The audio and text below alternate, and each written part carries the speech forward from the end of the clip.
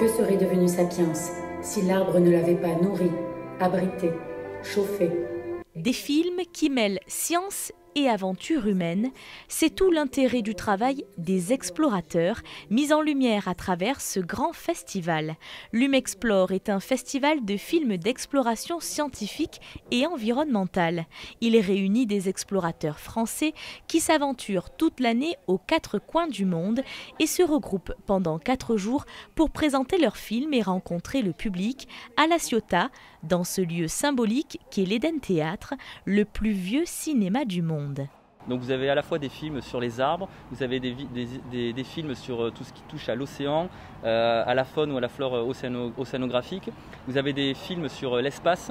Donc on explore en fait le vivant dans toute sa dimension et dans toute sa dimension également historique.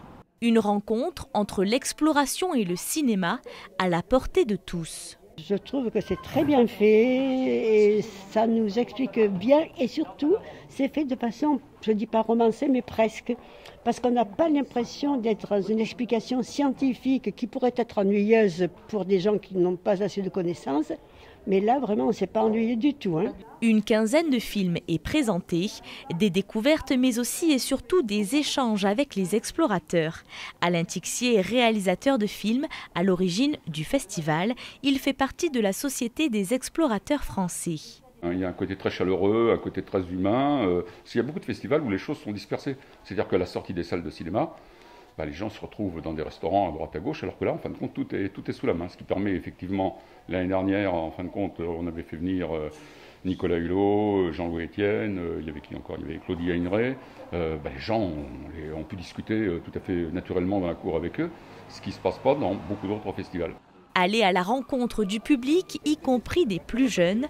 En parallèle des projections de films, de nombreuses animations gratuites sont proposées aux enfants. C'est eux notre avenir et c'est eux qu'il faut sensibiliser sur à la fois le monde de l'exploration pour que ça perdure et en même temps tout ce qui est les évolutions environnementales et climatiques. Il y a un stand de bioacoustique pour comprendre en fait à travers l'évolution des sons que l'on peut capter dans la nature, on va comprendre les évolutions climatiques et environnementales. Il y a également un stand de drone qui est très ludique pour les enfants. Il y a un stand d'astronomie vraiment orienté aussi pour les enfants, pour leur faire comprendre un petit peu les planètes. Il y a des petits ateliers pour qu'ils construisent des petits systèmes solaires. Donc également le bateau de Patrick Dixon, l'expédition 7e continent, avec un petit atelier microscope pour observer les effets des microplastiques dans les océans et dans les mers. Souvent plus concret et ludique que les enseignements scolaires, ici les enfants se mettent dans la peau des explorateurs, des découvertes pour toute la famille. C'est vraiment très intéressant, on apprend plein de choses, on a sensibilisé les enfants. Là, on est vraiment sur le terrain avec des gens qui sont dans le domaine, qui nous partagent leur passion et c'est ça qui est très intéressant. Le festival Lumexplore se poursuit à La Ciotat jusqu'à dimanche soir, l'une des rares occasions qui nous est permis, en ces temps difficiles, de voyager et s'évader.